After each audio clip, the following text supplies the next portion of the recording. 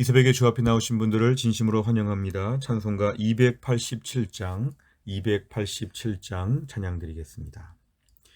예수 앞에 나오면 죄사함 받으며 주의 품에 안기어 편히 쉬리라.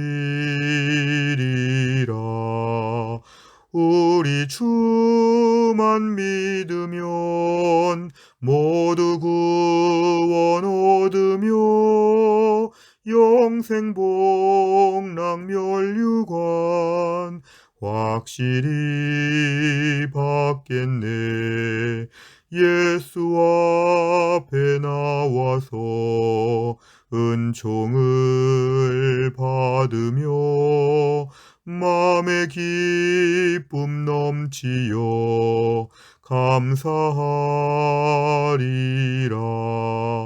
우리 주만 믿으면 모두 구원 얻으며 영생 복락 멸류관 확실히 받겠네.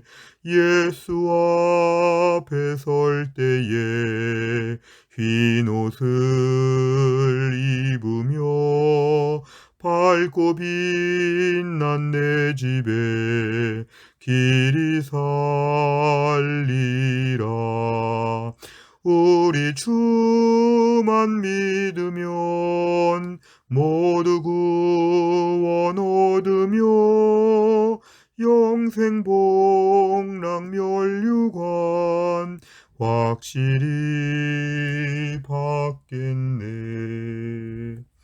아멘. 하나님 말씀은 사사기 3장 7절부터 11절까지입니다. 구약성경 사사기 3장 7절부터 11절까지 말씀을 저와 한 절씩 교독하겠습니다. 이스라엘 자손이 여호와의 목전에 악을 행하여 자기들의 하나님 여호와를 잊어버리고 바알들과 아세라들을 섬긴지라. 여호와께서 이스라엘에게 진노하사 그들을 메소포타미아 왕 구산 리사다임의 손에 파셨으므로 이스라엘 자손이 구산 리사다임을 8년 동안 섬겼더니 이스라엘 자손이 여호와께 부르짖음에 여호와께서 이스라엘 자손을 위하여 한 구원자를 세워 그들을 구원하게 하시니 그는 곧 갈렙의 아우 그나스의 아들 온니엘이라.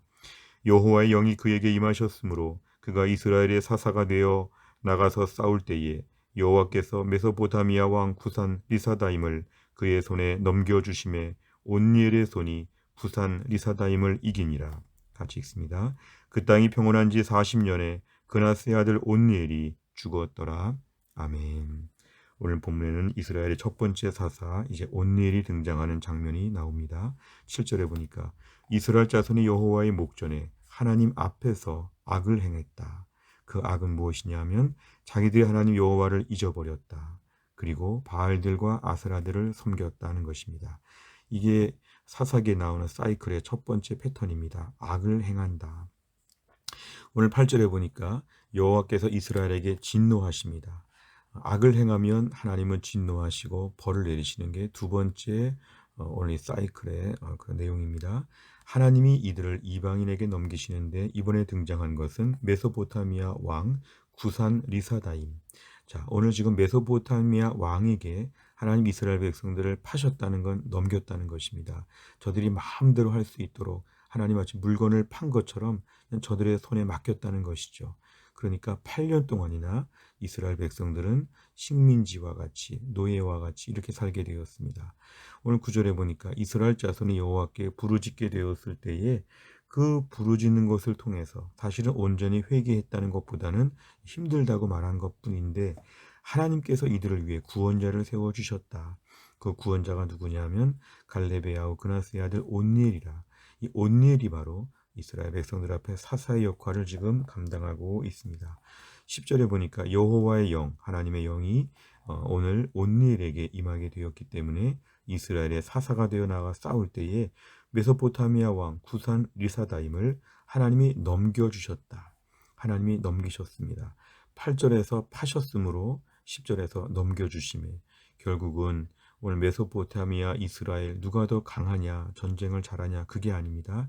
하나님이 파시기도 하고 넘기시기도 하고 하나님의 주권적인 역사 가운데 이 모든 사건이 진행되고 있습니다. 그래서 오늘 온니엘이 사사로서 이스라엘 백성들을 구원하게 되었습니다. 11절에 보니까 그 땅이 평온한 지 40년.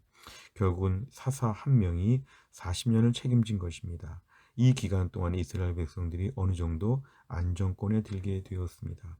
사사기에 나오는 사이클은 이렇게 안정되게 되었을 때 11절에서 다시 7절로 돌아가는 것이죠. 안정기에는 죄를 짓고 하나님은 벌을 내리시고 고통 중에 부르짖으면 하나님은 구원자를 세우시고 또 해결되고 또 안정기에 접어들고 또 범죄하고 이게 사사기에는 계속 반복되고 있습니다. 내용 관찰을 보시면 첫째, 이스라엘이 여호와의 목전에서 행한 악은 무엇입니까? 7절, 자기들의 하나님 여호와를 잊어버렸다. 그냥 하나님이 아니라 자기들의 하나님. 하나님과의 그동안의 은혜의 세월이 얼마나 많은데, 얼마나 하나님이 도와주신 기적 같은 사건이 많은데, 그 역사와 전통을 자랑하는 모든 신앙 역사, 그래서 하나님은 자기들의 하나님을 잊어버렸다고 이렇게 하나님 특별히 말씀하십니다. 또 한 가지는 하나님이 제일 싫어하시고 경계하셨던 바알과 아세라, 가나안의 우상들을 섬긴 것이 이들에게 악이 되었습니다. 두 번째, 이스라엘이 하나님께 부르짖자 하나님께서는 어떻게 하십니까? 9절에 보니까 하나님이 구원자를 세우셨는데 사사가 등장하게 됩니다. 온니엘 사사가 이때 등장하게 되었습니다. 세 번째를 보면 하나님께서 이스라엘이 저지른 악에도 불구하고 그들을 구원하시는 이유가 무엇입니까? 오늘 본문의 가장 은혜로운 구절이죠. 죄를 범했으면 하나님은 벌을 내리시고 더 이상 관여하지 않으시면 됩니다. 왜냐하면 언약관계, 계약관계 한쪽이 일방적으로 어기면 이제 자기가 모든 책임을 지는 것입니다. 그런데 하나님은 이들을 구원하시고자 하는 의지가 너무도 강하셨습니다. 9절에 보면은 이들이 온전히 새로워지고 뉘우치고 온전케 다 고쳤다는 것이 아닌데 부르짖는 것 한 가지만 가지고도 하나님 이들에게 구원자를 베풀어 주신다. 결국 하나님의 공의와 하나님의 사랑은 결국 은혜로운 모습으로 본문에서 드러나고 있습니다. 하나님께서는 우리에게 온전한 회개를 요구하시는데 때론 회개가 부족할지라도 하나님 앞에 뭔가 부르짖는 것만 가지고도 하나님의 은혜의 역사는 시작이 된다는 것입니다. 결국 하나님께서 이스라엘 백성들을 대하실 때 맞상대하고 계약의 쌍방 체결자와 같이 대등하게 보지 않으시고 은혜의 풍성함 가운데 이들을 보셨다는 것, 오늘 우리의 삶도 마찬가지입니다. 하나님 앞에 우리가 늘 부족한데 오늘까지 건재한 것은 어느 정도 잘 살아왔다 그게 아니라 하나님이 일방적인 은혜로 우리를 돌보셨기 때문에 여기까지 왔습니다. 그렇다면 지금까지도 은혜로 살아왔고 앞으로도 은혜가 있다는 걸 믿어야 합니다. 지금까지 내가 결코 잘 살지 않았습니다. 지금까지 결코 의롭지 않았습니다. 그런데 하나님이 불쌍히 보셨죠. 그렇다면 앞날에도 하나님께서 우리를 불쌍히 보신다. 법대로 하자, 원칙대로 하자. 우린 그런 말 참 좋아하는데요. 그런 말 쓰면 우리부터 당장 곤란해집니다. 왜냐하면 우리는 엄격한 법을 갖다가 대면 우리부터 결격 사유가 많기 때문에 그렇습니다. 은혜로 살아왔기 때문에 오늘도 은혜로 삽니다. 겸손하게 보고 다른 사람들의 죄에 대해서 좀 관대하게 보고 나에 대해서 부족함을 인정하고 엎드려 은혜를 구하면 은혜의 하나님께서 오늘도 은혜를 베풀어 주신다는 것입니다. 네 번째, 하나님을 잊어버린 백성을 다시금 구원하시는 하나님을 보며 무엇을 느낍니까? 지금의 삶이 좀 힘들고 어렵고 또 곤란한 중에 있다고 할지라도 구절처럼 하나님께 부르짖으면 하나님이 저희들을 불쌍히 보신다는 것입니다. 내 지금의 삶이 구산 리사다임에게 8년 동안 압제를 당하는 이스라엘 백성처럼 뭔가 삶의 오랜 동안의 고통과 아픔이 있다고 할지라도 오늘도 부르짖는 주의 백성은 하나님이 살려주신다. 좌절하거나 포기하지 말고 오늘 하나님께 부르짖는 기도에 매달려 보시기를 바랍니다. 하나님은 내가 온전해서가 아니라 나를 불쌍히 보시기 때문에 나에게 엄격한 잣대를 대지 않으시고 은혜의 잣대를 대시기 때문에 오늘도 우리가 부르짖기만 하면 살려주시고 은혜의 새날이 올 것입니다. 우리가 오늘 말씀을 통해서 이런 담대함을 가져야 합니다. 네 번째, 하나님을 잊어버린 백성을 다시금 구원하시는 하나님을 보며 무엇을 느낍니까? 하나님께서 오늘도 우리를 살려주신다고 할 때 오늘도 우리는 은혜의 보좌 앞에 담대히 나아가야 합니다. 하나님 저를 도와주실 걸 믿습니다. 저를 붙잡아 주시옵소서. 오늘도 하나님은 이참에 버리시는 것이 아니라 하나님을 고쳐서 쓰시는 분이십니다. 하나님을 잊어버렸지만 하나님은 우리를 잊어버리지 않으신다. 오늘도 돌아오기만을 기다리십니다. 오늘도 우리에게 믿음의 새날이 열려질 것이기 때문에 담대하게 주 앞에서 마음껏 기도하는 날이 되시길 바랍니다. 다섯 번째는 내가 부르짖기만 했는데도 하나님의 도움을 경험한 적은 언제입니까? 매일 구원의 은혜를 기억하며 주님 중심으로 살기 위해 무엇을 결단하겠습니까? 오늘도 주님께 부르짖으면 은혜의 새날이 열린다. 은혜의 하나님께 오늘도 돌아갈 날이 온다. 다시금 시작할 수 있다. 오늘도 우리는 믿음 안에서 새 출발을 할 수 있습니다. 하나님께서 오늘도 우리를 구원해 주십니다. 하나님께 부르짖어서 다시 한번 새날, 이제 명절 이후에 새로운 날을 저희가 준비하면서 새롭게 이 가을을 맞이할 수 있기를 간절히 바랍니다. 기도하겠습니다. 하나님 아버지 감사합니다. 오늘도 우리에게 새날을 더하여 주시고 오늘도 말씀 붙잡고 기도하게 하여 주심을 감사합니다. 이스라엘 백성들이 그렇게 부족하고 완악했지만 하나님 앞에 부르짖기만 했을 때도 하나님은 구원자 사사를 세우셔서 이들을 구하시는 것들을 보았습니다. 오늘도 우리는 강팍하고 여전히 부족하나 하나님 앞에서 은혜를 구하면 반드시 은혜를 주신다는 것을 믿게 하여 주옵소서.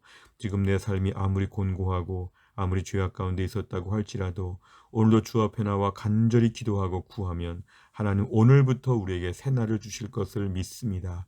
오늘도 포기하지 않고 절망하지 않고 하나님께 마음껏 기도하는 믿음의 사람 되게 하여 주시고 오늘부터 우리가 다시 한번 주님과 가까운 교제의 삶을 살 수 있도록 붙잡아 주옵소서. 감사드리며 예수님의 이름으로 기도하옵나이다. 아멘. 매주 월요일마다 기도하는 100대 기도 제목입니다. 우리 교회 비전을 위해 기도합니다. 15번부터 28번까지 우리 교회를 위해 꼭 기도해 주시기를 바랍니다. 주기도문 하겠습니다. 하늘에 계신 우리 아버지여, 이름이 거룩히 여김을 받으시오며 나라 임하옵시며 뜻이 하늘에서 이룬 것 같이 땅에서도 이루어지이다. 오늘날 우리에게 일용할 양식을 주옵시고 우리가 우리에게 죄 지은 자를 사하여 준 것 같이 우리의 죄를 사하여 주옵시고 우리를 시험에 들게 하지 마옵시고 다만 악에서 구하옵소서. 대개 나라와 권세와 영광이 아버지께 영원히 있사옵나이다. 아멘.